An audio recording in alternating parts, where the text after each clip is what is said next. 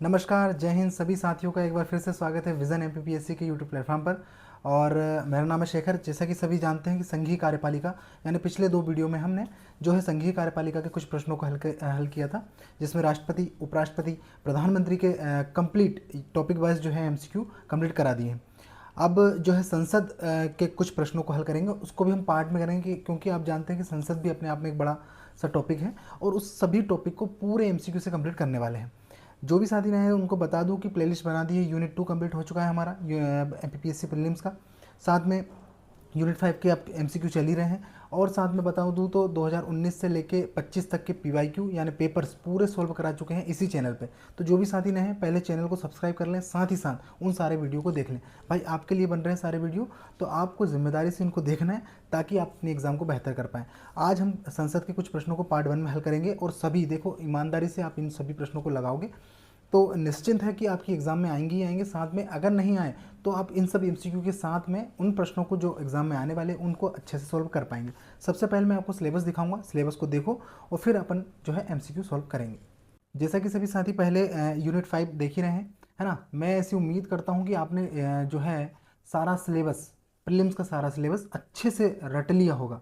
मतलब प्रीलिम्स का पूरे अच्छे से एक एक पॉइंट को देख लिया होगा। तो उसी में से मैंने जो है अपना जो मेन सिलेबस है यानी एमपीपीएससी का, उसी में से पूरे अच्छे से उस टॉपिक को, उस यूनिट को निकाल के यहाँ पर दे दिया है। तो देखो, भारत और मध्य प्रदेश की संवैधानिक व्यवस्था जो है प्रमुख रूप से इसमें है।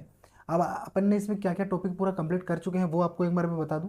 तो इसमें हमने जो है संविधान सभा, है ना, ये हमारा कंप्लीट हो चुका है। तो जो भी साथी हैं उन सारे वीडियो को देख लें। वीडियो के फॉर्म में मैंने पूरे एमसीक्यू को, पूरे टॉपिक को कंप्लीट कर दिया है। इसके बाद हमने संघीय कार्यपालिका में प्रमुख रूप से राष्ट्रपति, उपराष्ट्रपति और प्रधानमंत्री के प्रमुख प्रश्नों को हल किया है। और आज हम जो है संसद को पढ़ेंगे, है ना। संसद के अच्छे से इन प्रश्नों पर बात करने वाले हैं, संसद के सारे एमसीक्यू पर अच्छे से बात करने वाले हैं। इससे पहले हमने और क्या कर लिया इसमें, तो नागरिकों को मौलिक अधिकार कंप्लीट हो चुके हैं। बिल्कुल भी चिंता नहीं करनी है कि कोई प्रश्न छूटेगा, कोई नहीं छूटने वाला। अच्छे से इनको बढ़िया से लगाओ। कर्तव्य हो गया है। और साथ में राज्य के नीति निर्देशक सिद्धांत, ये भी हमारा हो चुका है। तो जो भी साथी हैं लगभग सभी सिलेबस को कवर करते हुए हमने पूरे एमसीक्यू इसमें ले लिए, है ना। तो आप इसको निश्चिंत होकर देख ले। आज जो है हमारा संसद का टॉपिक है, इसका आज हमारा ये है जो है पार्ट 1 है भाई, है ना। आज पार्ट 1 है तो इसको कुछ पार्ट में अपन हल करेंगे। तो आज पार्ट 1 है, इसको अच्छे से एमसीक्यू सारे आप इसको लगा लोगे ना, तो ये मान लो कि आप अपना टॉपिक भी कंप्लीट हो जाएगा। अब एमसीक्यू की ओर चलो, क्या है एमसीक्यू।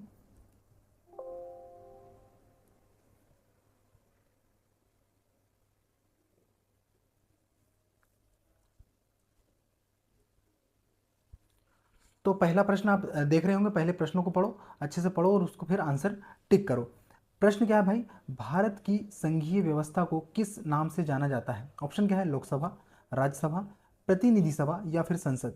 बताओ भाई आंसर क्या इसका आंसर होगा। तो आप सभी जानते हैं कि भाई कि भारत की संघीय व्यवस्था को प्रमुख रूप से संसद के रूप में जाना जाता है। और आप जानते हैं कि भाग 5 में जो है प्रमुख रूप से आर्टिकल 79 से 122 तक जो है प्रमुख रूप से संघीय कार्यपालिका का वर्णन किया गया है और उसी में सारी चीज़ें आगे आपको मिलने वाली हैं। तो इसमें कुछ कुछ प्रमुख जो है अपने आर्टिकल, उन पर अपन बात करेंगे। ज़्यादा जो आर्टिकल काम के नहीं है उस पर बात नहीं करेंगे। अगला प्रश्न देखो, भारतीय संसद कितने सदन हैं आपको बताना है। ऑप्शन ए है 1, 2, 3 और 4। तो आप सभी जानते हैं कि भारतीय संसद के दो सदन हैं। दो सदन हैं, कौन कौन से आप सभी जानते हैं, लोकसभा और राज्यसभा। तो ये सरल प्रश्न है, इससे कोई बहुत बड़ा इसमें बहुत बड़ी बात नहीं है प्रश्न में, है ना। तो लोकसभा और राज्यसभा आप सभी जानते हैं, बचपन से पढ़ते आ रहे होंगे। अगला देखो, संसद के किस सदन को प्रतिनिधि सभा, ये देखो इंपॉर्टेंट प्रश्न है। प्रतिनिधि सभा किस प्रश्न को किस सदन को कहा जाता है। ऑप्शन क्या है, लोकसभा, राज्यसभा को, उपयुक्त में से दोनों को या फिर इनमें से कोई नहीं। ये प्रश्न है, देखो सारे प्रश्न जो जीरो लेवल से बड़े लेवल तक सभी प्रश्न इसमें ले लिए हैं। तो चिंता नहीं करनी है बिल्कुल भी, आराम से सभी प्रश्नों को देखो और प्रश्नों को सोल्व करो साथ ही। तो भैया आप सभी जानते हैं कि प्रतिनिधि सभा किसको बोलते हैं, लोकसभा को। आप सभी जानते हैं अस्थायी सदन है हालांकि, लेकिन लोकसभा को ही प्रतिनिधि सभा, क्योंकि प्रमुख जो है काम सारे लोकसभा का के माध्यम से ही होते हैं। अगला देखो, संसद का लोकप्रिय सदन है, आपको बताना है लोकसभा है, राज्यसभा है, उपयुक्त दोनों है या इनमें से कोई नहीं। देखो प्रश्नों को पढ़ के ऐसा मत सोचो कि यार कमजोर प्रश्न है। आपको बता दूं कि 70 प्रश्न ये मान के चलो कि सबसे बनने वाले, या 60 प्रश्न सबसे बनने वाले आते हैं एग्जाम में। वही है कि आपको इन प्रश्नों को कभी गलत नहीं करना, और इन प्रश्नों के साथ आपको कठिन प्रश्न भी मिलने वाला है। ऐसा चिंता नहीं करनी है कि यार ये तो सरल प्रश्न है, मैं ये तो बन ही जाते हैं, तो यही क्यों करा रहे माँ साहब, ऐसा नहीं है। तो अपने को जो प्रश्न है उनको देखो, रिवीजन हो जाएगा, साथ साथ आगे आप करते जाइए, तो उसमें क्या क्या आपको लेवल और पता लगता जाएगा, है ना। तो आंसर क्या है इसका, लोकसभा है, आप सभी जानते हैं। अगला देखो, संसद का स्थायी सदन है, लोकसभा है, राज्यसभा है, उपयुक्त दोनों है, या इनमें से कोई नहीं। तो सरल प्रश्न है, आप सभी जानते हैं कि राज्यसभा जो है प्रमुख रूप से संसद का स्थायी सदन है। अगला देखो, भारतीय संसद में शामिल है केवल लोकसभा, केवल राज्यसभा, केवल लोकसभा और राज्यसभा, और लोकसभा, राज्यसभा एवं राष्ट्रपति। तो क्या है इसका आंसर। तो आप सभी जानते हैं कि लोकसभा, राज्यसभा और राष्ट्रपति जो है प्रमुख रूप से संसद में शामिल है। वहीं लोकसभा और राज्यसभा में जो है प्रमुख रूप से राष्ट्रपति नहीं बैठता, लेकिन उसका अभिन्न अंग माना जाता है क्या, राष्ट्रपति, है ना। अगला देखो, संसद के सदस्यों के विशेष अधिकारों को कौन से अनुच्छेद निर्धारित करता है। आर्टिकल है 104, 105, 82 यानी 82 और 117। तो बताओ भाई क्या इसका आंसर होगा। तो आप सभी जानते हैं कि आर्टिकल 105 में जो है प्रमुख रूप से संसद के सदस्यों के विशेष अधिकार बताए गए। 105(1) में बताया गया क्या है भाई, वाक और अभिव्यक्ति की स्वतंत्रता, है ना। तो उसमें कुछ भी बोलने का अधिकार है, भाषण करने का अधिकार है। अगला है 105(2). 105(2) में क्या बताया गया भाई, तो इसमें कार्यवाहियों का प्रकाशन करना, कार्यवाहियों का प्रकाशन, तो ये आपको ध्यान रखना है ना। तो इसमें क्या है, कार्रवाइयों का प्रकाशन कर सकते हैं। तो ये प्रमुख रूप से दो बातें कही हैं, वाक और अभिव्यक्ति, साथ में कार्यवाहियों का प्रकाशन। अगला देखो, संघ के लिए संसद राष्ट्रपति और दो सदनों से मिलकर बनेगी, यह किस अनुच्छेद में है आपको बताना है। आर्टिकल 74, 79, 80 या 85। तो संघ के लिए संसद राष्ट्रपति और दो सदनों से मिलकर बनेगी, किस में बताया गया भैया, 79, है ना। तो आप इसको ऐसे याद रख सकते हैं, सरला, सरला। संसद है 79 में, राज्यसभा है 80 में, और वहीं लोकसभा 81 में। तो ये आर्टिकल आपको थोड़ा सा ध्यान रखना है ना। तो ये है क्या, प्रमुख रूप से ये बात इसमें कही गई। अगला प्रश्न देखो, निम्न कथनों में से कौन असत्य है आपको बताना है। लोकसभा प्रथम सदन है, राज्यसभा द्वितीय सदन है, राज्यसभा अस्थायी सदन है, या फिर लोकसभा लोकप्रिय सदन है, कौन सा है बताओ भाई। क्योंकि देखिए आपके लिए सारी चीज़ें, आपके लिए सारी मेहनत चल रही, तो मुझे ऐसा लगता है कि आपको चैनल को सब्सक्राइब करना चाहिए, है ना। और कर लेना भाई, यार तुम्हारा कुछ नहीं जा रहा है, चैनल को सब्सक्राइब कर लो, वीडियो को लाइक करो, शेयर करो, जो करना है करो, लेकिन पढ़ो, पढ़ो भाई। क्या इसका आंसर है, तो आंसर है इसका भाई प्रमुख रूप से राज्यसभा एक स्थायी सदन है, अस्थायी सदन है ना। प्रमुख रूप से ये प्रमुख रूप से क्या है, ये गलत है। और चूंकि आप जानते हैं कि लोकसभा राज्यसभा जो है स्थायी सदन है। अगला देखो, निम्न कथन में से कौन सा सही है आपको बताना है। लोकसभा जनता के प्रतिनिधि सभा है, राज्यसभा उच्च सदन है, वहीं राज्यसभा राज्यों के प्रतिनिधित्व करती है, और उपयुक्त सभी। तो क्या है इसका आंसर भाई, उपयुक्त सभी है, यानी लोकसभा जनता का प्रतिनिधि करती है ना। वहीं साथ में राज्यसभा उच्च सदन है, और साथ में राज्यसभा राज्यों के प्रतिनिधित्व करती है, ये भी सही है, तीनों ही कथन सही है। लोकसभा को भंग करने के लिए कौन सक्षम है आपको बताना है, राष्ट्रपति है, उपराष्ट्रपति है, प्रधानमंत्री है, या फिर राज्यपाल है। तो देखो भैया, कार्यपालिका का प्रमुख प्रधानमंत्री है, और नाम मात्र का कौन है, राष्ट्रपति, लेकिन शक्तियां राष्ट्रपति के पास हैं। तो लोकसभा को भंग करने का अधिकार किसके पास है, राष्ट्रपति के पास है ना। अगर मान लीजिए किसी कारण से लोकसभा में बहुमत कोई खो देता है दल, तो वह या फिर किसी भी कारण से अगर राष्ट्रपति को लगता है कि लोकसभा को भंग करना पड़ेगा, तो वह भंग कर सकता है। अगला देखो, भारतीय संसद की संप्रभुता प्रतिबंधित है राष्ट्रपति की शक्तियों से, न्यायिक समीक्षा से, विपक्ष नेताओं से, या फिर प्रधानमंत्रियों की शक्तियों से। तो किससे है भैया भारतीय संसद की संप्रभुता प्रतिबंधित। तो आप सभी को ध्यान रखना होगा भाई कि जो है न्यायिक समीक्षा, आप जानते हैं कि न्यायिक समीक्षा से ऐसे क्या है, न्यायिक समीक्षा से ऐसे है कि सुप्रीम कोर्ट या फिर कोई भी सुप्रीम कोर्ट या हाई कोर्ट, अगर मान लीजिए संसद के द्वारा कोई ऐसा कानून बनाया जाता है जो भी संविधान का उल्लंघन हो या किसी भी अधिकारों का उल्लंघन करती है, तो न्यायिक समीक्षा के माध्यम से सुप्रीम कोर्ट या हाई कोर्ट उस कानून को निलंबित कर सकता है या उसे खारिज कर सकता है। तो आपको ये ध्यान रखना है। तो संसद की शक्तियों कहीं ना कहीं सीमित, ये एक प्रकार से न्यायिक समीक्षा के माध्यम से किया जा सकता है, आपको ध्यान रखना है। अगला देखो, संसद के कितने सत्र होते हैं आपको बताना है। बजट सत्र, मानसून सत्र, शीतकालीन सत्र, या फिर उपयुक्त सभी। तो क्या है भाई बताओ। तो आप सभी जानते हैं कि प्रमुख रूप से भैया तीनों ही सही है। बजट सत्र भी होता है, तो बजट सत्र कब से कब तक है, तो ये फरवरी, एक सेकंड भाई, फरवरी से मई, ये आपको ध्यान रखना है। मानसून सत्र का भी भाई सत्र है जुलाई से अगस्त, जुलाई से अगस्त, है ना। और आप शीतकालीन सत्र क्या है, तो ये है नवंबर से दिसंबर, नवंबर से दिसंबर। तो ये प्रमुख रूप से आपको ध्यान रखना है कि बजट सत्र कब से कब तक है, फरवरी से मई तक। वहीं मानसून सत्र कब से कब तक है, तो जुलाई से अगस्त तक। और साथ में अगर बात करूं तो शीतकालीन सत्र कब से कब तक है, तो नवंबर से दिसंबर तक। ये प्रमुख रूप से आपको ध्यान रखना है। अगला देखो, संयुक्त बैठक कौन बुलाता है, आपको बताना है। राष्ट्रपति बुलाता है, मंत्रिपरिषद बुलाती है, या लोकसभा का अध्यक्ष बुलाता है, या राज्यसभा का सभापति बुलाता है। तो भैया राष्ट्रपति बुलाता है। आप सभी जानते हैं कि अगर मान लीजिए किसी प्रकार से राज्यसभा लोकसभा के बीच में कोई विवाद हो जाता है, या फिर किसी बिल को लेकर कोई डिस्प्यूट हो जाता है, तो राष्ट्रपति जो है प्रमुख रूप से संयुक्त अधिवेशन या संयुक्त बैठक बुलाता है, आर्टिकल 108 के तहत। आपको ध्यान रखना है ना भाई। अगला देखो, अगला प्रश्न क्या है, संयुक्त बैठक का उद्देश्य क्या है, आपको बताना है। उपराष्ट्रपति का चुनाव है, संविधान संशोधन है, जिस बिल पर दोनों सदन सहमत न हो, या फिर राष्ट्रपति चुनाव है। तो संयुक्त बैठक आप सभी जानते हैं, मैंने अभी आपको बताया कि जिस बिल पर मान लीजिए कोई भी दोनों सदन में से कोई एक भी जो है सहमत ना हो, या दोनों ही ना हो, तो उस स्थिति में संयुक्त बैठक बुलाई जाती है। अगला देखो, स्वतंत्र भारत में संयुक्त बैठक कितनी बार हुई है, आपको बताना है। 2 बार, 4 बार, 3 बार और 5 बार। तो कितनी बार हुई है भैया संयुक्त बैठक भारत में, तो आप सभी को ध्यान रखना है कि भैया 3 बार हुई है प्रमुख रूप से। 3 बार जो है संयुक्त बैठक हुई है। कब कब, 1961 में दहेज निषेध के लिए, है ना, ये हुई है एक। दूसरा हुआ है 19, एक सेकेंड, दूसरा हुआ कब, 1978 में बैंकिंग बैंकिंग सेवा को लेकर, बैंकिंग सेवा आयोग को लेकर हुई थी, है ना। ये आपको ध्यान रखना है। थोड़ा सा राइटिंग मिस्टेक हो रही है, मेरा पेन टेप वर्क नहीं कर रहा भाई, है ना, तो इसको आप थोड़ा समझ लेना। बैंकिंग सेवा आयोग है ना यहाँ पर, ये है जो है बैंकिंग सेवा आयोग। फिर हुआ था एक कब, 2002, 2002 में ये आतंकवाद आतंकवाद निषेध के लिए हुआ था, है ना, निवारक यानी, आपको ध्यान रखना है। और ये कब है, बैंकिंग बैंकिंग सेवा से संबंधित था, है ना, आपको ये थोड़ा सा ध्यान रखना है। थोड़ा सा क्या आज मेरा पेन टेप पता नहीं क्या थोड़ी सी टेक्निकल प्रॉब्लम्स में आ रही है, लेकिन आप, मैं बोल रहा हूँ, आपको समझ में आना चाहिए, है ना। तो 1961, 1978 और 2002, ये आपको ध्यान रखना है। अगला देखो, क्या राष्ट्रपति या उपराष्ट्रपति संयुक्त अधिवेशन की अध्यक्षता करते हैं, आपको बताना है। ऑप्शन ए है हाँ, कभी नहीं, संसद चाहे तो, और कोई नहीं। बताओ भाई।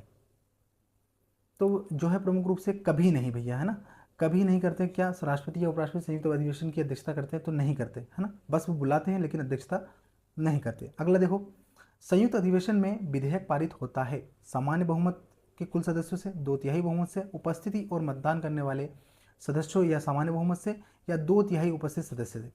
तो बताओ भाई कैसे जो है संयुक्त अधिवेशन में विधेयक पारित होना है।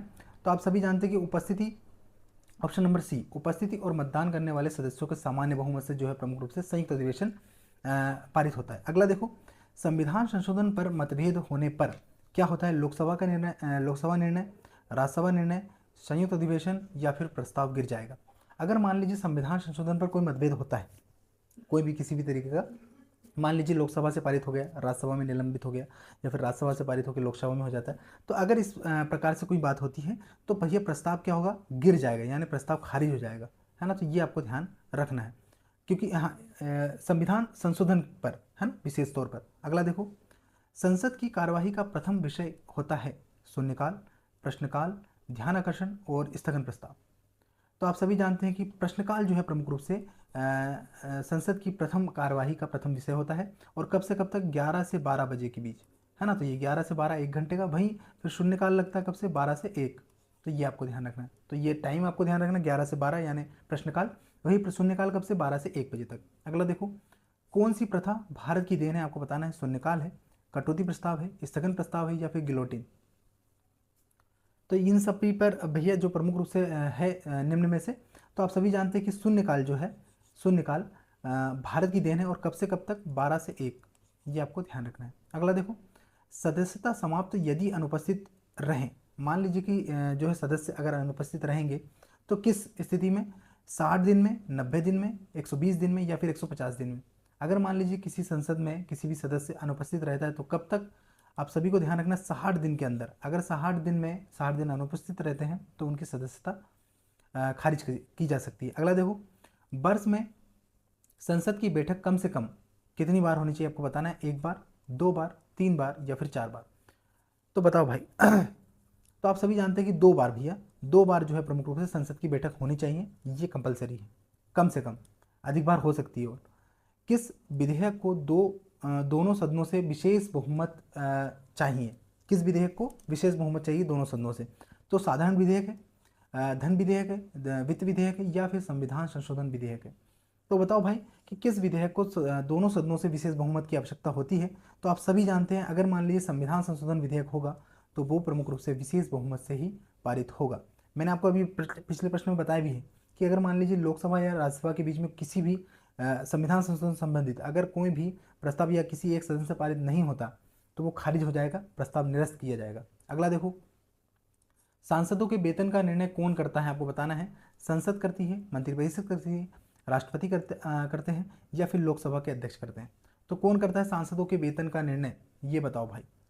तो सांसदों के वेतन का निर्णय कौन करता है? आप सभी जानते हैं कि संसद, संसद जो है प्रमुख रूप से सांसदों के वेतन का निर्णय करती है। अगला देखो, अगला क्या है प्रश्न, संसद के कुल सदस्यों का कितना भाग सदन की बैठक के लिए आवश्यक गणपूर्ति कोरम है? 1/10, 1/6, 1/4 या 1/3? बताओ भाई। सभी ही महत्वपूर्ण प्रश्न भैया है ना, थकना नहीं है, रुकना नहीं है, फिर बोल रहा हूँ मैं आपको, हर बार बोलता हूँ, हर वीडियो में बोलता हूँ, इसीलिए आपको है ना, मैं फिर बोल रहा हूँ कि आपको चाहिए मोटिवेशन। आपको समय समय पर अगर मोटिवेशन मिलेगा तो तुम्हारा मन लगा रहता है। ये है, तुम्हारा मन वहाँ तो नहीं लगता जहाँ तुमको कहीं घूमने जाना हो, जहाँ तुमको वहाँ तो तुम्हारा खूब मन लगता है ना, तुमको पढ़ाई में जोर आएगा। बस पढ़ाई की अगर बात कर दो, तुम्हारे सर वर फटने लगता तुम्हारा। तो ऐसा नहीं है, अपने को पढ़ना है सिर्फ, अपने को सिलेक्शन लेना है, अपने को क्यों भेजा गया है उसका कारण आपको पता है, तो वही करना है। बाकी चीज़ें करनी है, लेकिन इसके बाद सिलेक्शन ले लो, फिर मज़े करना खूब। तो क्या इसका आंसर है 1/10? 1/10 जो है मतलब 1/10 सदस्यों को, संसद के कुल सदस्यों को कितना भाग, अगर सदन का 1/10 भाग है तो वो गणपूर्ति कोरम माना जाएगा। अगला देखो, संसदीय प्रणाली वाली सरकार को अन्य किस नाम से जाना जाता है? ऑप्शन क्या है, अनुक्रियाशील सरकार, उत्तरदायी सरकार, संघीय सरकार या फिर राष्ट्रपति सरकार? तो क्या बोला जाता है संसदीय प्रणाली वाली सरकार को? तो संसदीय प्रणाली वाली सरकार को उत्तरदायी सरकार बोला जाता है, आप सभी को ध्यान रखना भैया, है ना, ऑप्शन नंबर बी। अगला देखो, संविधान लागू होने के बाद सर्वप्रथम त्रिशंकु संसद यानी हंग पार्लियामेंट का गठन कब हुआ था? 1980, 1989, 1991 और 1977? तो कब हुआ था भाई? भैया 1989। तो त्रिशंकु संसद का मतलब क्या है? लोकसभा में जो है, लोकसभा, अच्छे से समझ लो इसको, लोकसभा में जो है सीटें कितनी हैं? आप सभी जानते हैं कि 550 प्रमुख सीटें हैं, है ना, ये आपको ध्यान रखना है। 550 अधिकतम सीटें हैं, है ना, और अभी वर्तमान में कितनी है? 543, 543। अगर मान लीजिए किसी भी सरकार को अगर गठन या किसी भी दल को अगर सरकार बनानी है तो उसको लगभग कितने समर्थन चाहिए? यानी 272 सीटें तो चाहिए। जो भी दल 272 सीटें लेकर आएगा वह सरकार का गठन कर लेगा। अगर मान लीजिए इन 272 सीटों 272 सीट कोई भी दल नहीं ला पाता, 271 ले आए, 270 ले आए, उस स्थिति में क्या, तब जाकर क्या होता है कि विभिन्न दलों के माध्यम से गठबंधन होता है और फिर वह अपनी सरकार बनाता है। तो ऐसा संविधान लागू होने के बाद सर्वप्रथम पहली बार कब हुआ था? तो ये आपको ध्यान रखना है, 1989 में हुआ था, है ना। तो जो आप ऐसी उम्मीद करता हूँ कि समझ गए होंगे। 545 सदस्य हैं, अगर मान लीजिए 272 सीटें जो भी ले आएगा वो अपनी सरकार बना लेगा। अगर नहीं ला पाता तो त्रिशंकु संसद गठन कहा जाता है, जो बाद में गठबंधन से सरकार बनती है, तो वो प्रमुख रूप से 1989 में हुआ था, आपको ध्यान रखना। अगला देखो, अस्थायी संसद भारत में कब तक अस्तित्व में रही? 25 जनवरी 1950, 31 दिसंबर 1950, 18 सितंबर 1951 और 17 अप्रैल 1952? तो कब हुई थी भाई अस्थायी संसद भारत में, कब तक अस्तित्व में रही आपको बताना है। तो 17 अप्रैल 1952, 17 अप्रैल 1952 में अस्थायी संसद भारत में अस्तित्व में रही। अगला देखो, भारत की संसद का उद्घाटन कब हुआ था आपको बताना है। 1917, 1927, 1937 और 1947? करेंगे सभी साथी आंसर, क्या इसका आंसर होगा? तो इसका आंसर क्या है, 1927 में जो है भारत की संसद का उद्घाटन प्रमुख रूप से हुआ था। अगला देखो, संसद के दोनों सदनों का सत्रावसान कौन करता है? संसदीय मामलों के मंत्री, राष्ट्रपति, उपराष्ट्रपति या फिर लोकसभा के अध्यक्ष। तो कौन है भाई संसद के दोनों सदनों का सत्रावसान कौन करता है? तो आपको ध्यान रखना है ऑप्शन नंबर बी यानी राष्ट्रपति जो है संसद के दोनों सदनों का सत्रावसान करता है। अगला देखो, संसद के किन सदस्यों को गैर सरकारी सदस्य कहा जाता है? ऑप्शन क्या है? विरोधी दल के सांसद, मंत्री के अलावा अन्य प्रत्येक सांसद, कैबिनेट मंत्री के अलावा अन्य, या निर्दलीय सांसद। तो कौन होंगे संसद के किन सदस्यों को गैर सरकारी सदस्य कहा जाता है भाई? तो आप सभी को ध्यान रखना है कि भैया मंत्री के अलावा अगर अन्य प्रत्येक सांसद जो होंगे, मतलब विशेष जो मंत्री होंगे उनके अलावा अन्य जो सांसद होंगे उनको गैर सरकारी सदस्य कहा जाएगा।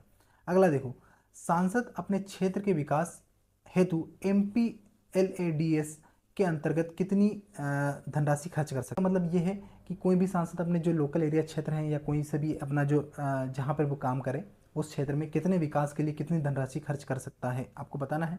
तो क्या है इसका आंसर? 1 लाख, 10 लाख, 1 करोड़ या फिर 5 करोड़। तो आप सभी को ध्यान रखना 5 करोड़ भैया, 5 करोड़ की राशि कहीं भी अपने क्षेत्र में वह लगा सकता है, उसको इतनी छूट है। अगला देखो, किसी संसद सदस्य की अयोग्यता के संबंध में निर्णय कौन करता है? आपको बताना है, लोकसभा का अध्यक्ष, सभापति, राष्ट्रपति या फिर इनमें से कोई नहीं। तो बताओ भाई इनमें मतलब निम्न में से कौन सा? तो आप सभी को ध्यान रखना है संसद सदस्य की अयोग्यता के संबंध में निर्णय कौन देगा? राष्ट्रपति देगा, है ना, प्रमुख रूप से। अगला देखो, भारत की संचित निधि से धन निर्गम पर किसका नियंत्रण है? नियंत्रक और महालेखा परीक्षक, वित्त मंत्री, राष्ट्रपति, संसद। तो बताओ भाई निम्न में से कौन सा आंसर होगा?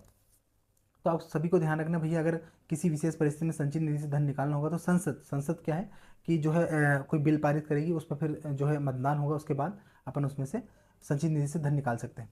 राज्यसभा को स्थायी सदन क्यों कहा जाता है? आपको बताना है। सभी सदस्य आजीवन, इसे भंग नहीं किया जा सकता, 2 वर्ष में अवकाश, और बी और सी दोनों। तो आप सभी को ध्यान रखना कि भैया इसे भंग नहीं किया जा सकता, है ना, स्थायी सदन है, इसे भंग नहीं किया जा सकता। अगला देखो, राज्यसभा में सीटों की अधिकतम संख्या कितनी है? 250, 275, 300 और 500। तो क्या इसका आंसर होगा बताएंगे सभी साथी।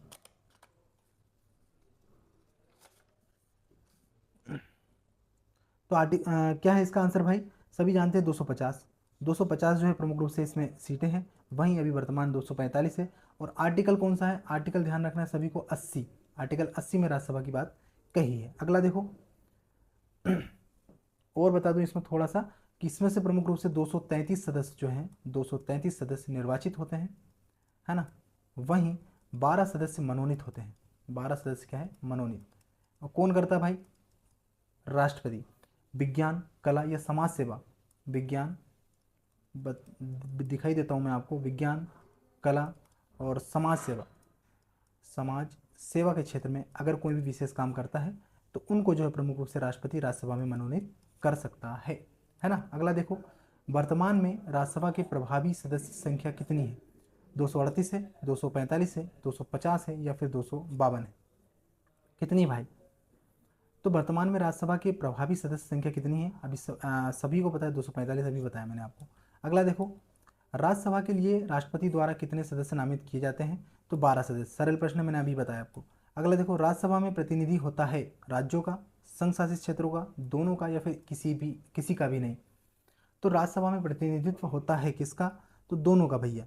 दोनों का किसका? राज्यों का, साथ में संघ शासित क्षेत्रों का। ये आपको ध्यान रखना। अगला देखो, जिन संघ शासित क्षेत्रों में विधानसभाएं नहीं होती उनके प्रतिनिधि कैसे चुने जाते हैं? आपको बताना है कि जिन भी संघ शासित क्षेत्रों में विधानसभाएं नहीं होती तो उन क्षेत्र में प्रतिनिधि कैसे चुने जाते हैं?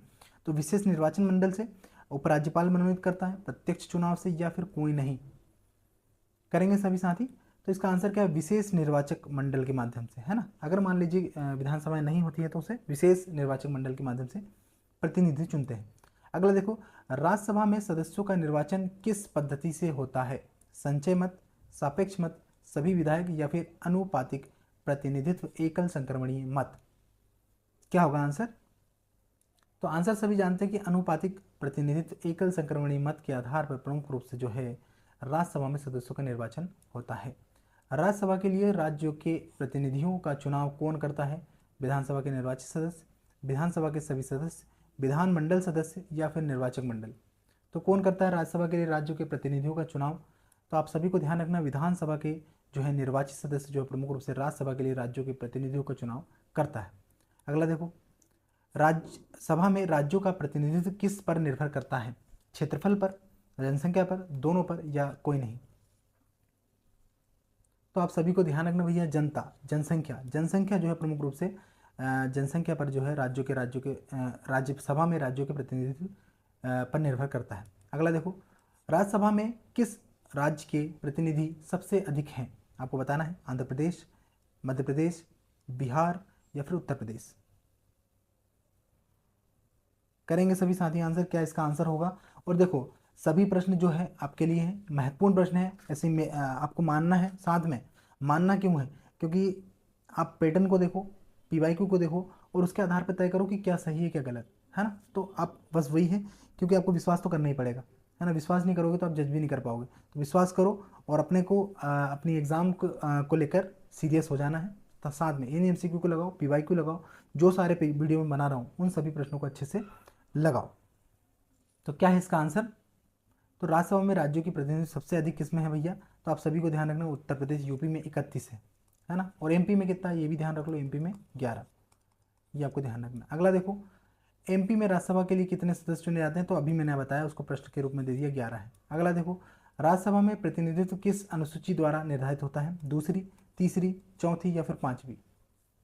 तो भैया आप सभी को ध्यान रखना, चौथी अनुसूची के द्वारा होता है ना। अगला देखो, राज्यसभा के लिए उम्मीदवार की न्यूनतम आयु कितनी है? आपको बताना है, 35 वर्ष है, 25 वर्ष है, 30 वर्ष है या फिर 40 वर्ष है। तो भैया सभी ध्यान रखें, 30 वर्ष के अगर हो जाएंगे आप तो राज्यसभा के लिए फॉर्म डाल देना, राज्यसभा में सदस्य के लिए फॉर्म डाल देना, है ना। राज्यसभा के 1/3 सदस्य कितने वर्ष के बाद सेवानिवृत्त होते हैं? तो भैया सभी जानते हैं, 2 वर्ष, 3 वर्ष, 4 वर्ष, 5 वर्ष। तो कौन सा है? सरल प्रश्न है, 2 वर्ष है ना। तो जितने भी संभावित प्रश्न बन रहे थे उन सभी को लिया है ना। और कुछ प्रश्न है, अभी देखो आप, क्या राष्ट्रपति राज्यसभा को भंग कर सकता है? हाँ, नहीं, 3/4 प्रस्ताव से, संयुक्त अधिवेशन से। तो सभी को ध्यान रखना, नहीं भैया, राज्यसभा क्योंकि स्थायी सदन है उसका विघटन नहीं हो सकता, 2 वर्ष में प्रमुख रूप से उसमें सदस्य चेंज होते रहते हैं। अगला देखो, क्या राज्यसभा के सभी सदस्य का निर्वाचन एक साथ होता है? हाँ, नहीं, आधे सदस्यों का या फिर 1/4? तो भैया राज्यसभा के सभी सदस्यों का निर्वाचन एक साथ होता है, ये भले ये बिल्कुल भी गलत है, नहीं, है ना। एक साथ नहीं होता, समय समय पर होता रहता है। आप सभी को मैंने पिछले प्रश्न में बताया। राज्यसभा की अधिकतम सदस्य संख्या कितनी है आपको बताना है, 200, 250, 300 या 275? तो राज्यसभा की अधिकतम सदस्य संख्या कितनी है भैया? आप सभी को पता है, 250 और वर्तमान में 245, ये आपको ध्यान रखना है। अगला देखो, राज्यसभा निरंतरता का प्रतीक क्यों है? इसे भंग नहीं किया जा सकता, सभी सदस्य स्थायी हैं, आजीवन सदस्य है या फिर कोई नहीं? क्या है कारण, बताओ। तो भैया राज्यसभा निरंतरता का प्रतीक क्यों है? आप सभी को ध्यान रखना है कि भैया इसे भंग नहीं किया जा सकता, ये प्रमुख रूप से उसकी एक विशेषता है।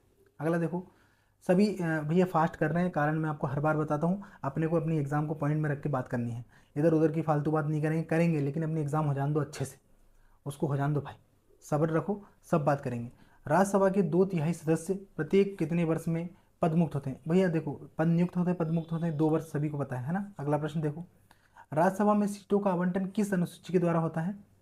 तो ये आपको अभी प्रश्न शायद रिपीट हो गया है, राज्यसभा में सीटों का आवंटन किस अनुसूची द्वारा किया जाता है? तो आपको ध्यान रखना है, चौथी अनुसूची, है ना, चौथी अनुसूची के माध्यम से प्रमुख रूप से होता है।